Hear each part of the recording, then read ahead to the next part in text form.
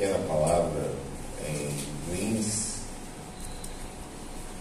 e os irmãos entenderam que eu deveria compartilhar essa mesma palavra. Eu não sei se eu conseguiria reproduzir a mesma coisa, eu creio que eu não consigo, mas vou tentar dizer o que disse. Primeiro eu quero dizer a alegria que eu tenho de estar aqui, ver tantos irmãos amados, alguns que eu muitos anos não via.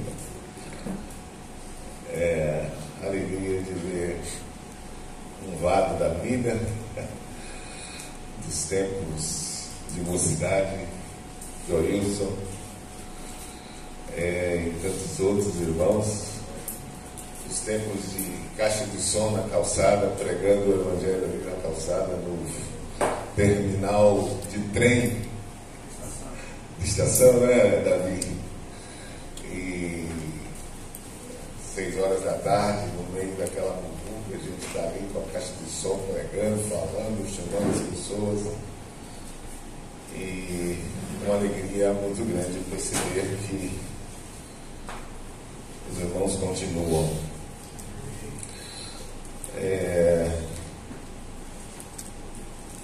Eu tenho a comunicar, está no meu coração, não é uma pregação. Eu estou eu digo sempre que ultimamente eu estou numa sala de aula de Deus. Eu estou com Ele numa sala de aula. Então o que eu vou compartilhar é o que eu tenho sido confrontado por Deus, e não é algo que você tem para expressar como uma pregação. Eu não estou nos meus melhores momentos de vida pessoal. Talvez sejam os momentos mais difíceis na minha vida. Eu tenho sido profundamente abençoado por essa equipe. Ai de mim se não fosse vocês. Têm sido amigos, companheiros e ajudadores, cooperadores, me corrigindo, me ajudando, me amando como eu realmente necessito. Então, sou muito grato. Os momentos mais difíceis da minha vida, sim, foram os momentos gravíssimos. Eu tive Mário e Vanjo na minha casa, dentro da minha casa, ouvindo meus filhos, conversando com minha esposa. Esses momentos foram momentos maravilhosos, onde eu pude entender o amor de Deus.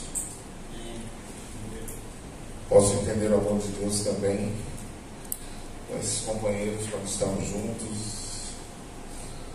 Ontem, por exemplo, o tempo junto, a graça, a correção, a palavra fluindo de forma amigável. É bom estar entre amigos. Talvez uma das coisas que mais precisamos nesse tempo é estar entre amigos. Nós temos obra, temos serviço, mas se não temos amigos, nós temos problemas graves. O ambiente de amizade é um ambiente de cura e é um ambiente saudável. Os amigos, naturalmente, não são os que dizem sempre o que você quer ouvir, mas eles nunca te abandonam. Esses são os verdadeiros amigos. estão ali. Eles corrigem, dizem verdades, mas estão sempre ali. E obrigado, meus irmãos, pela amizade de vocês. João, Edmar, é demais.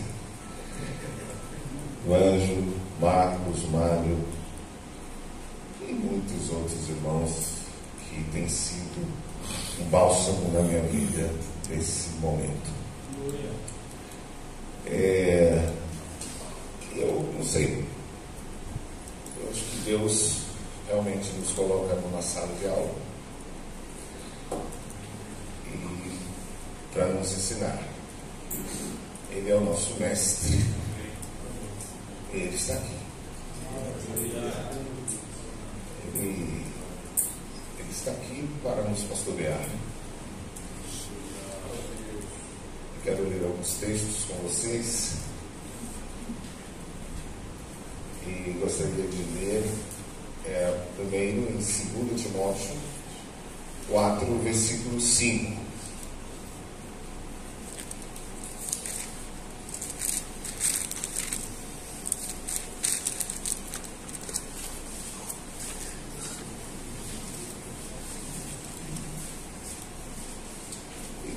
Vou pedir que, se alguém achar, vai lendo, porque eu vou citar alguns textos e aí nós vamos poder andar mais rápido. 2 Timóteo 4, versículo 5. Tu, porém, sê sóbrio em todas as coisas, suporta as aflições, faz o trabalho de um evangelista, cumpre cabalmente o teu ministério. 2 Timóteo 2, versículo 3. Participa dos meus sofrimentos como bom soldado de Cristo. 2 Timóteo 3, 10 a 12. Tu, porém, tens seguido de perto o meu ensino, procedimento, propósito, fé, longanimidade, amor, perseverança. As minhas perseguições e os meus sofrimentos, quais me aconteceram em Antioquia, Icônio e Listra, que variadas perseguições tenho suportado. De todas, entretanto, me livrou o Senhor. Ora, todos quantos querem viver piedosamente em Cristo Jesus serão perseguidos. Bem, sofrimento aqui que Paulo está falando tem a ver com o Evangelho, tem a ver com o serviço, tem a ver com o trabalho. Acho que dá para dividir bem que muitos dos nossos sofrimentos nós mesmos somos culpados, são parte de nossas escolhas, decisões, erros, pecados. Então não dá para colocar todo o sofrimento como sofrimento pelo Evangelho. Nós temos que entender que muitos dos nossos sofrimentos, diria Jeremias assim: do que se queixa o homem, a não ser dos seus próprios pecados. Então, muitos dos nossos sofrimentos são nossos sofrimentos, parte das nossas escolhas, decisões, erros. Mas Paulo, quando escreve a Timóteo, ele convida o jovem ao sofrimento. Ele, quando convida ao serviço, ele convida para sofrer. E repetidamente, em 2 Timóteo, ele convida esse homem ao sofrimento. É inacreditável que ele não mascara que essa obra causaria sofrimento, que o serviço, a dedicação causaria dores. Ele não mascara isso. Ele não chama, venha, você vai ter algum tipo de vantagem, vai ser muito bom para você. Não, Paulo deixa claro: olha, sofre comigo, eu te convido a sofrer. Os textos que nós lemos antes, ele disse: olha, seja sóbrio, suporta as aflições, é um convite ao sofrimento. Isso não é desanimador, isso é desafiador. Ele não convida homens covardes, ele convida homens para se alistar como soldado para esse serviço. Nós todos somos convidados para esse serviço como soldados. Soldados que têm medo de morrer. Um soldado que tem medo de morrer não pode ir à guerra. Se ele for à guerra com medo de morrer, ele já está morto. Já está morto, ele está em grande problema, ele está em situação difícil. Então, quando Paulo nos chama seu discípulo Timóteo ao serviço, ele o convida como soldado e o convida para sofrer. Em João 6, versículos 60 a 67, quando ele fala de sofrimento, eu penso que ele fala de angústias que o serviço vai proporcionar. E eu não acredito que Deus tenha condições de nos amadurecer, a não ser no sofrimento. Eu acredito que uma das ferramentas mais eficazes que Deus tem para nos forjar é o sofrimento.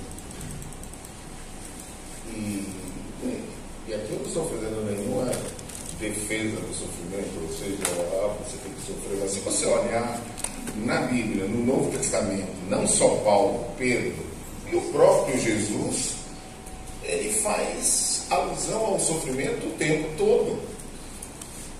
Pedro fala de sofrimento, Paulo fala de sofrimento, Jesus fala de sofrimento, a ponto de dizer, olha, no mundo vocês vão ter aflições. Olha, vocês se preparem para ter aflições. E em João 6, eu vou começar aqui, espero ser rápido.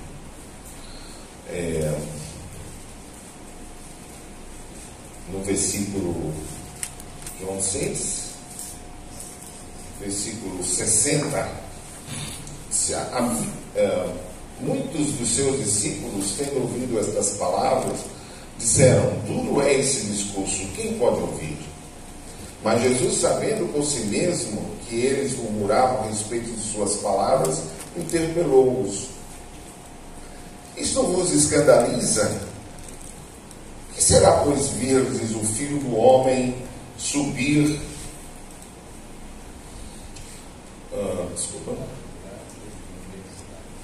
Filho do Homem subir para o lugar onde primeiro estava. O Espírito é o que vivifica, a carne para nada aproveita, as palavras que eu vos digo são Espírito e são vida.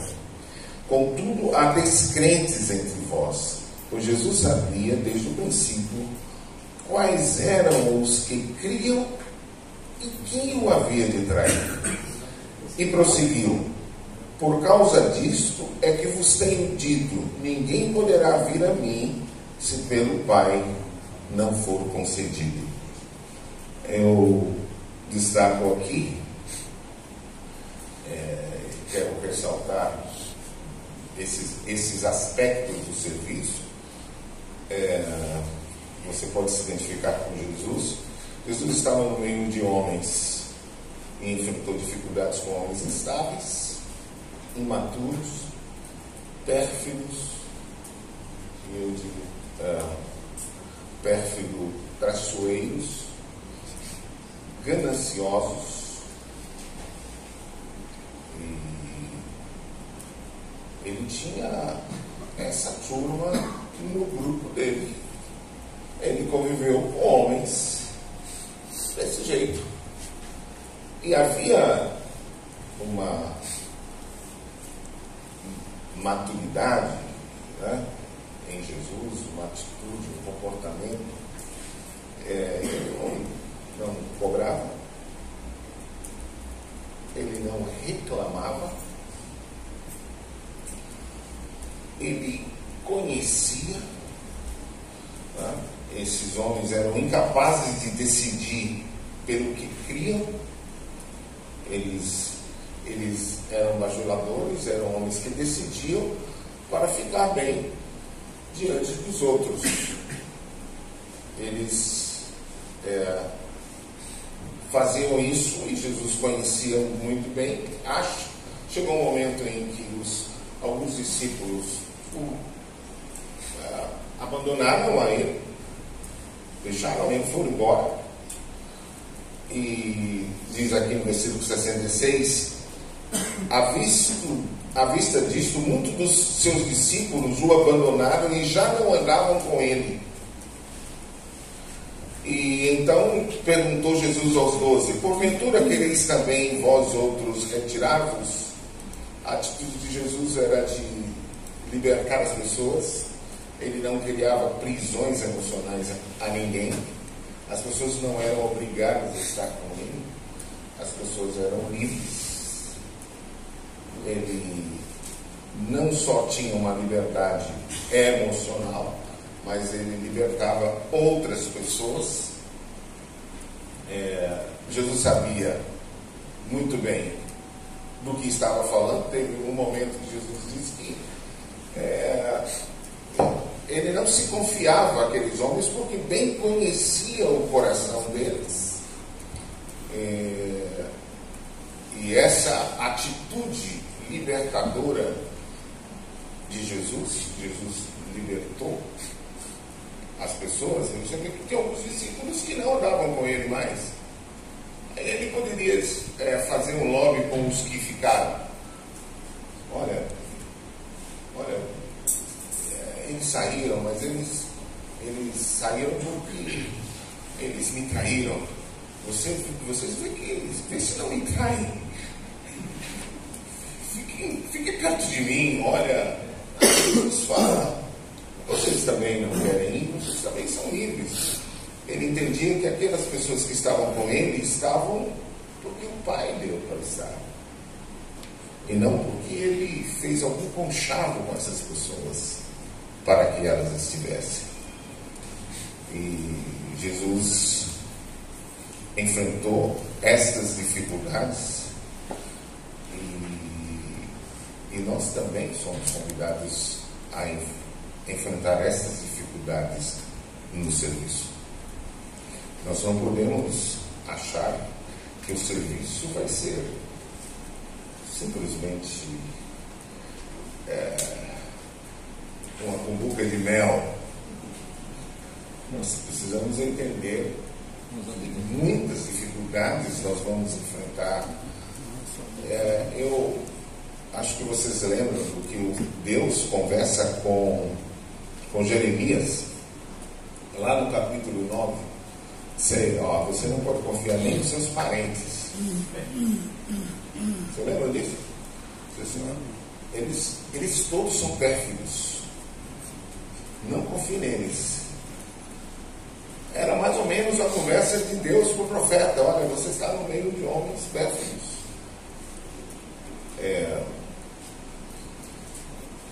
No capítulo 12 de João, no versículo 42, se alguém puder ler.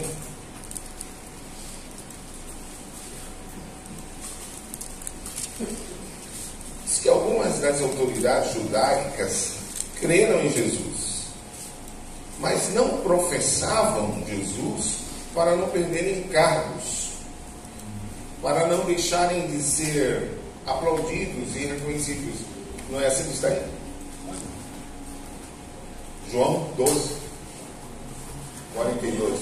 Contudo, muitos dentre as próprias autoridades creram nele, mas, por causa dos fariseus, não o confessavam, para não serem expulsos da sinagoga. Você percebe que uma das dificuldades dos fariseus que criam em Jesus era perder a moral, perder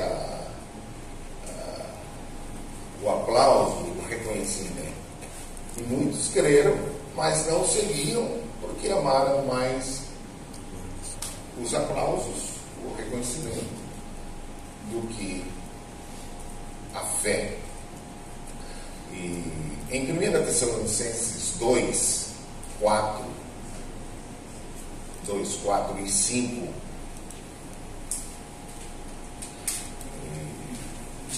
uma das coisas que Jesus ensinou aos seus discípulos está no capítulo 5 de João, foi assim: eu, porém, não aceito humano testemunho, ou seja, digo-vos, entretanto, estas coisas para que sejais salvos. Se um obreiro, se nós tivermos muita necessidade de reconhecimento e aplauso, se tivermos necessidades emocionais de aplauso ou de reconhecimento dos homens, nós teremos uma vida ministerial frustrada, com grande possibilidade de termos doenças emocionais gravíssimas. E quando Eliseu, por favor, a referência desse último texto que você leu, João 5. João 5, 34. Muito obrigado. João 5, 34. Jesus fala assim: eu, porém, não aceito humano testemunho. Eu não aceito o aplauso que vem de homens. E eu digo isso para que vocês sejam salvos. Não tem algo mais libertador do que na vida você ser liberto da egolatria, da necessidade de aplauso e de reconhecimento. Não tem algo mais libertador. Eu acho que isso livraria de uma gama grande de medicamentos. Não que seja necessariamente os medicamentos por causa disso, mas eu digo que nos livraria de uma grande gama de medicamentos se você já é livre e você não tem necessidade grande de aplausos. Olha, você imagine se um grupo de discípulos deixa de andar com você, comigo ou com qualquer um de nós, porque você trouxe uma mensagem verdadeira e ele não quer ouvir. E qual o problema? Por que temos que sofrer tanto? Eu não vi Jesus sofrendo aqui. Ele simplesmente convidou os outros a pensar que se queriam seguir a turma que havia saído ou não. Também não prendeu ninguém, não houve prisões emocionais. E em 1 Tessalonicenses 2, 4 e 5 diz o quê? Alguém tem aí? Pelo contrário, visto que fomos aprovados por Deus, a ponto de nos confiarei do Evangelho, assim falamos, não para que agrademos a homem, e sim a Deus, que prova o nosso coração. A verdade é que nunca usamos de linguagem de bajulação, como sabeis, nem de muitos gananciosos. E Paulo, quando defende a sua atitude, seu comportamento ministerial, ele fala: não bajulei, eu não disse nada para ganhar e não deixei de dizer nada para tirar vantagem. Eu disse apenas o que tinha que dizer. Essa é uma atitude honesta. Amém. Honesta. Mas é uma atitude libertadora. Não usei de linguagem de bajulação. Eu não disse coisas para que as pessoas ficassem do meu lado. E não deixei de dizer coisas para ter a aprovação de homens. E essa é a forma que Paulo defende o seu ministério. E ele diz que Deus sabe e Deus é testemunha. E ele não arroga ninguém como testemunha, ele coloca Deus como testemunha. E um homem assim, mesmo debaixo de forte sofrimento é um homem livre. E livre, essa liberdade traz paz. Dizem que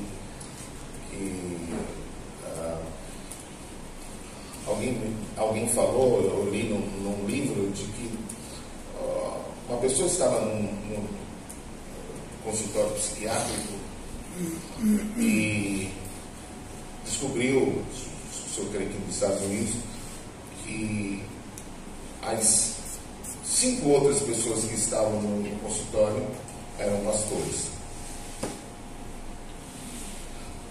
Então, disseram que o ambiente pastoral, a carga, a responsabilidade, parece que pode nos deixar loucos. E eu não acredito que Deus nos deu uma tarefa para nos enlouquecer. Eu creio que Deus quer nos ensinar, através de Jesus, como não ser sobrecarregado e como tirar essa sobrecarga de nossas costas e sermos homens saudáveis. Não que não possamos ter qualquer patologia, mas não pela obra. Não pela obra. Não acredito que Deus nos põe essa carga. Seria injusto isto. Um convite ao sofrimento, mas é um convite à liberdade e à paz. Em 2 Timóteo 4, 10, ele diz assim: porque Demas, tendo o amado presente século, me abandonou e foi para Tessalônica, e Crescente foi para a Galácia, e Tito para a Dalmácia. É um convite à solidão. E ele fala disto de forma muito tranquila. E você sabe que Demas é aquele camarada que ele cita em Colossenses como companheiro de luta, junto com João Marcos e outros. E ele, de repente, tem que citar o cidadão como um cara que abandonou inclusive a fé.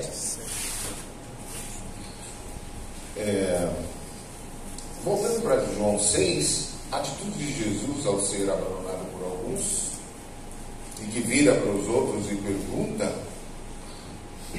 é a mesma atitude de Paulo.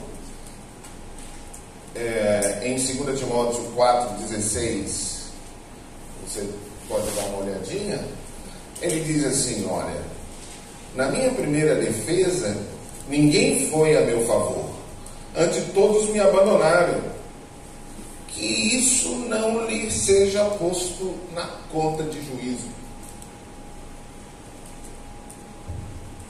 Pensa num camarada resolvido. Aleluia. Poderia reclamar: olha, os caras todos me traíram, na hora que eu mais precisava, eles me abandonaram. Que Deus julgue eles. Não. Isso não esteja na conta deles. Eles me abandonaram, mas isso não fique na conta deles. Porque uma das características da tirania e dos líderes tiranos é que eles trabalham e servem, fazem todo o serviço e prendem as pessoas emocionalmente a eles. Isso é muito característico do tirano. É tipo assim: eu fiz por você, eu fiz isso por você. Lembra que quando você estava precisando, eu estava lá? É tipo assim: você me deve sempre. Você é um devedor eterno. E a tirania faz com que líderes tiranos prendam pessoas assim. As pessoas ficam presas emocionais como um débito impagável. Escravas. E são escravas emocional. Olha, ninguém nos deve nada. Tudo o que fizemos, ou tudo que fizermos, fazemos ao Senhor. Dele vem nossa recompensa. E nem Ele nos deve nada. Amém? Nem Deus nos deve nada. Porque se você também começar com meritocracia, a meritocracia é assim: eu fiz, eu deveria receber isso. E na realidade, nós fizemos. E estamos fazendo. E continuaremos fazendo. Mas a nossa recompensa vem do Senhor e não vai ser agora. Paulo, quando defende isto aos Coríntios, ele diz: olha, ninguém julgue antecipadamente nada, até que venha o Senhor e dê a cada um aquilo que você merece.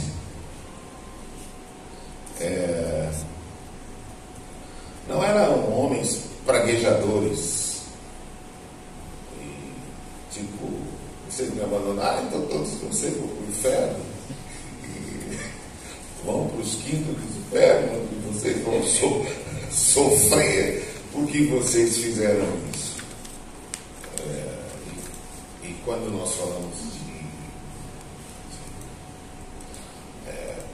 recompensa, de sermos recompensados pelo Senhor, eu creio que uma das coisas difíceis de nós conversarmos é sobre recompensa.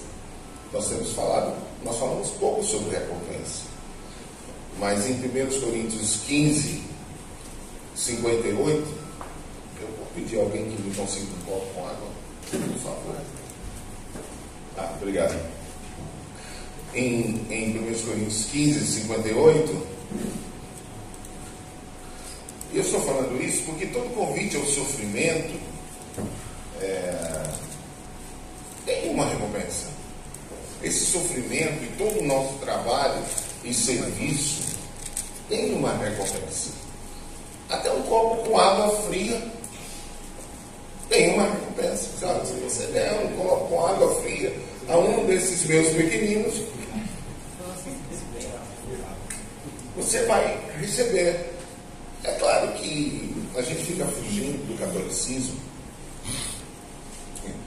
e acaba tirando algumas coisas reais da Bíblia. Jesus lá no final, quando ele separa bodes e ovelhas, ele diz que eu estive com fome e me deste de comer, estive com sede, me deste de beber, estive nu e me vestiste, estive enfermo e me visitaste, estive preso.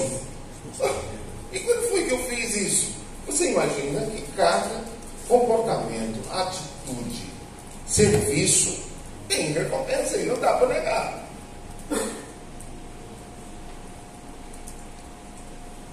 Se nossa motivação for essa ou aquela, o justo juiz se julgará.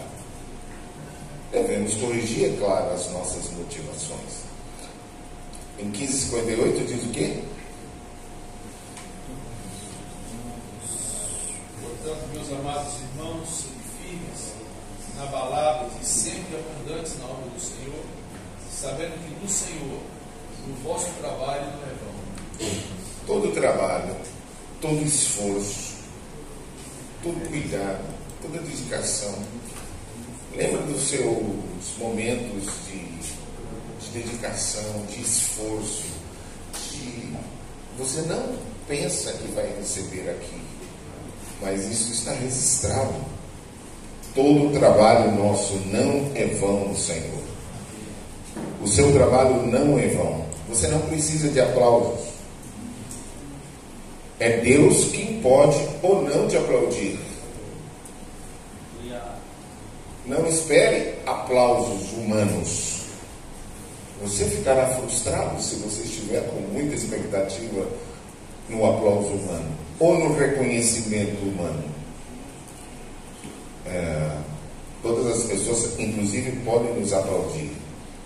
Se o Senhor não nos aplaudir, esses aplausos não têm valor nenhum.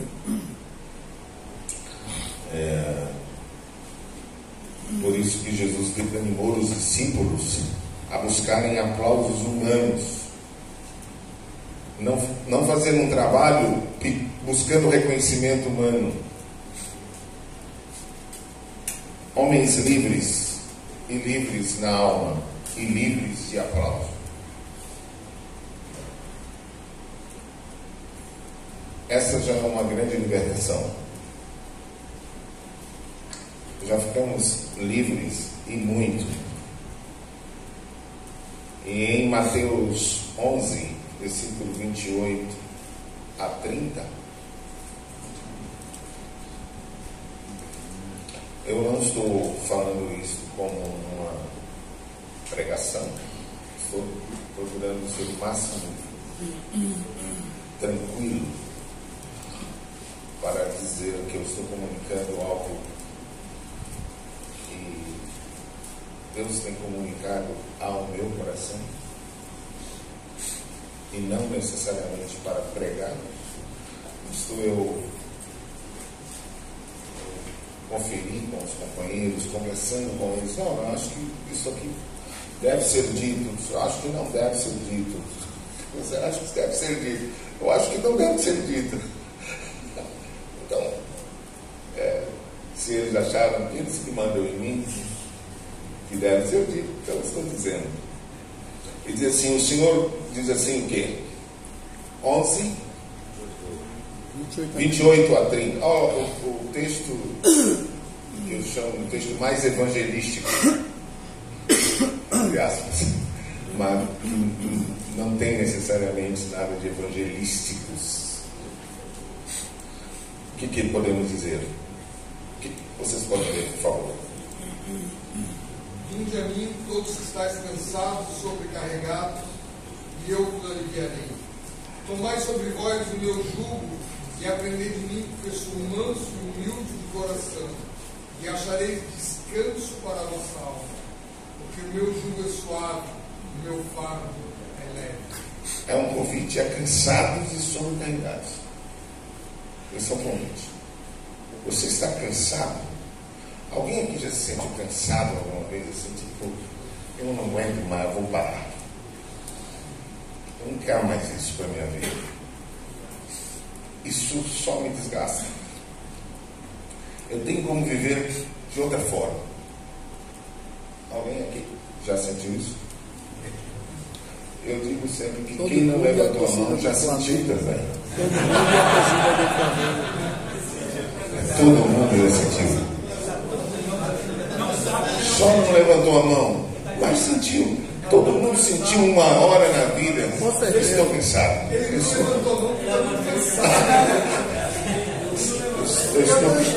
cansado. Eu estou cansado. Há momentos que estamos cansados. E às vezes sobrecarregados. A carga é maior que nós achamos que podemos seguir levando. E pode ser que alguém esteja aqui nessa situação, além de mim.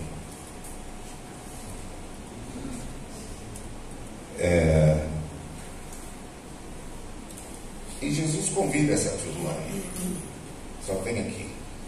Eu quero te aliviar. Mas você vai fazer uma coisa. Você vai tomar o meu jugo. E você vai aprender de mim duas coisas que você não aprende com ninguém. Você vai aprender a ser manso e você vai aprender a ser humilde. E você não tem com quem aprender isso. Você não aprendeu dos seus pais. Você não aprendeu na escola. Você não aprendeu na faculdade. Você não aprende no seminário. Você só aprende comigo. Mas você só aprende comigo se você tomar o meu jugo. O jugo é aquela peçazinha mesmo de madeira que une dois animais. É aquela pecinha mesmo. Ela une um animal mais experiente com um animal menos experiente. E um animal menos experiente tem que aprender com o animal experiente o serviço. Só que para ele aprender com o animal experiente, ele tem que meter o jugo. Porque ele tem que ir para onde o animal experiente está chamando ele.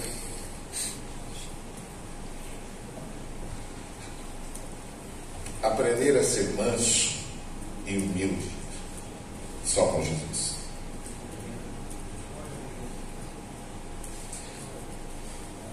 Aprender a ser manso não é aprender a ser alerta nem bobo. Aprender a ser manso é aprender a ser guiável.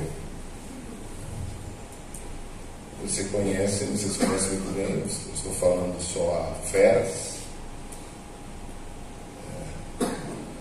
Que Moisés era o cara mais manso da terra.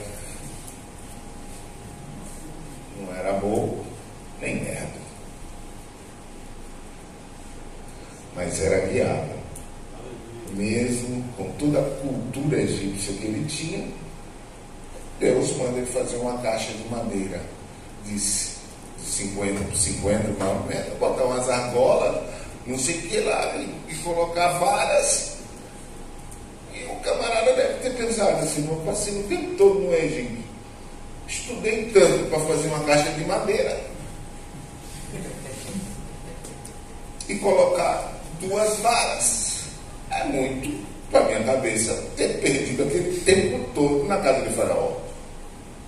Mas ele fez.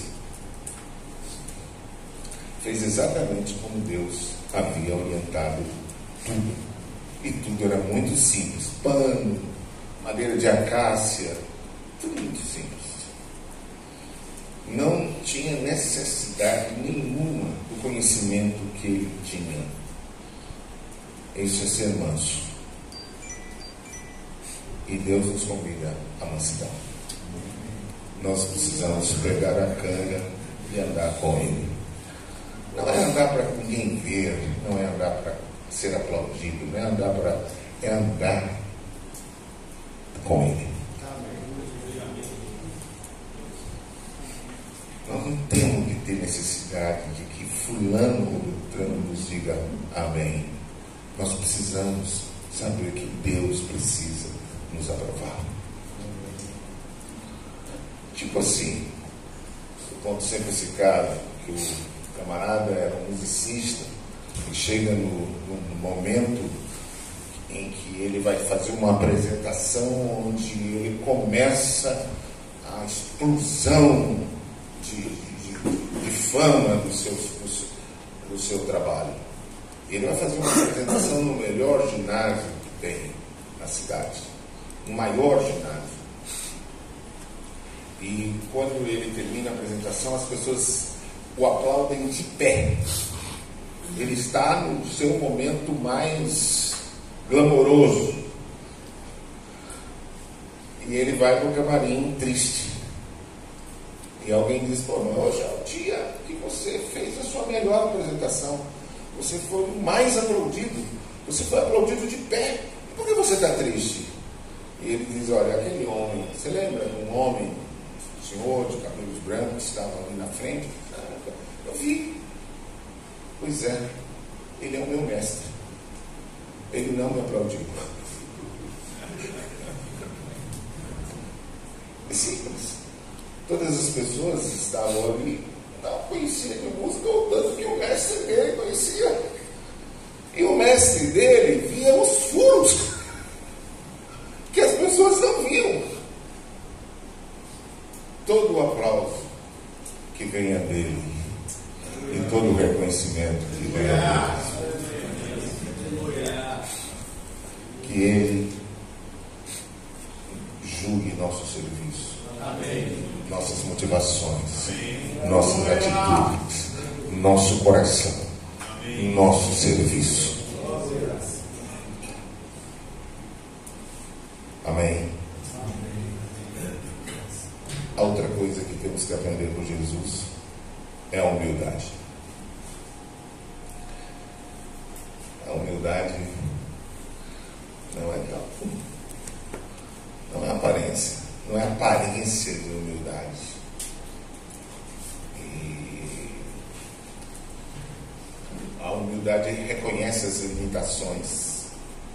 A humildade não pensa elevadamente sobre si mesmo. Porque o orgulho é que faz isso. A humildade não se compara aos outros. Lembra do fariseu que estava orando e se comparando porque ele achava melhor, Senhor, eu te dou graça, então sou igual a esse que faz isto e aquilo. Eu sou melhor que ele.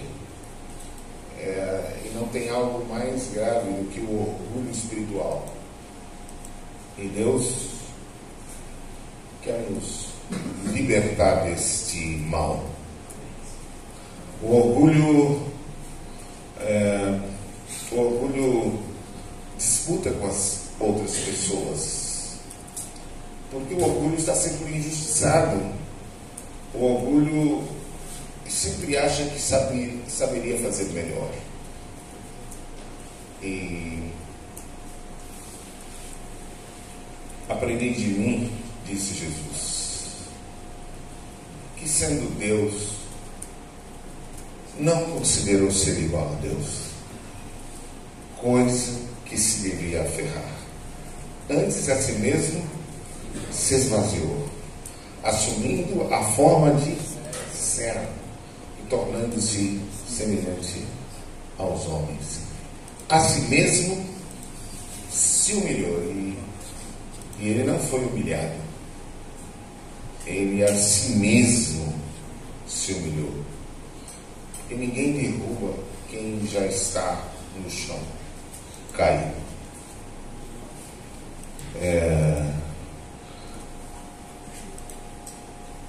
O Salmo 39 tem sido um salmo de minha meditação. Ultimamente eu medito quase que diariamente, acreditem nisso, no Salmo 39. Então toda vez que eu vou ler a Bíblia, eu penso no Salmo 39. Aí eu volto e leio o Salmo 39. Eu disse comigo mesmo: guardarei os meus caminhos para não pecar com a língua, porém mordaça a minha boca enquanto estiver na presença do ímpio. Vou me calar. E quando digo isto, porque digo que o sofrimento é didático. Existem algumas coisas que não aprendemos a não ser com sofrimento. E o sofrimento, e com Jesus, né? Com Jesus, nós aprendemos assim: não diga nada, não faça nada, não seja nada, e você vai ter paz. Não diga nada, não faça nada e não seja nada.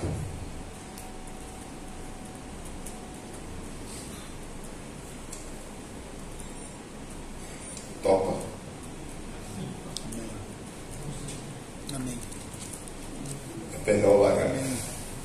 É um jugo, é uma canga. É assim, você topa?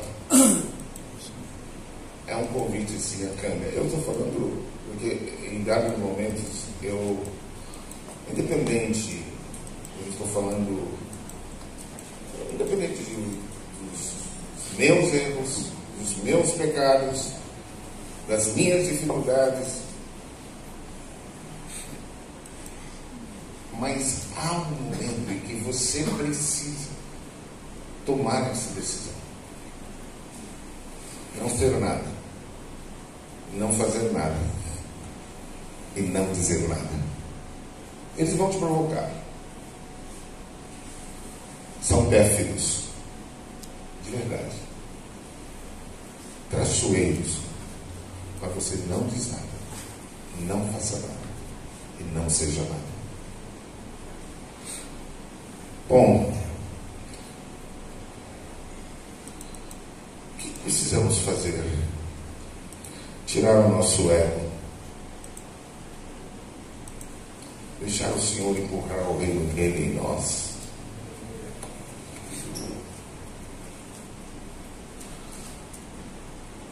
O Senhor tem um exército de homens que Ele quer utilizar neste momento, mas são homens destituídos de ego. Ele quer nos tirar o ego, nos desmontar o ego, mesmo que para isso Ele precise nos levar a sofrimentos graves. E homens expostos a sofrer e ser servo do servo sofredor. Ter paz, não defender sua imagem, não zelar profundamente pela sua imagem, abandonar a ideia de defender a sua imagem. Uma das coisas que Paulo diz, que alguns camaradas se aproveitavam do sofrimento dele para tirar proveito, ou para fazendo coisas para tirar proveito do sofrimento dele. E nesse momento você aprende a entender que você é um filho da cruz. E como filho da cruz, você só tem o que Deus está te dando. O filho da cruz entende que se estiver no topo, não se gloria, e se estiver no vale, não reclama.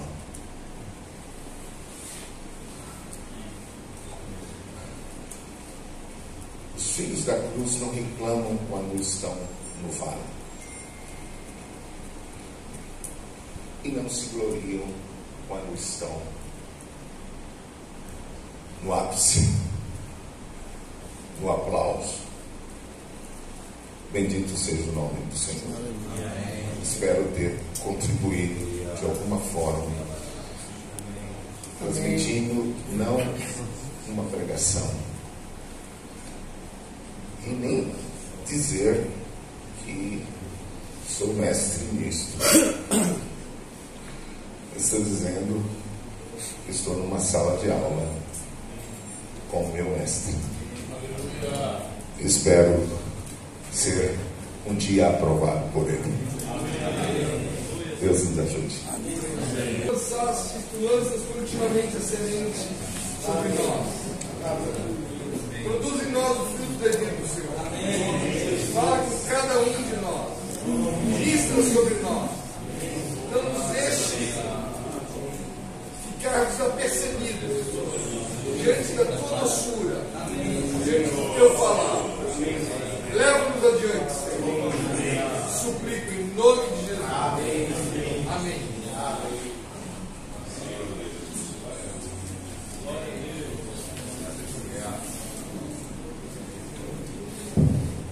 Irmãos, nós queremos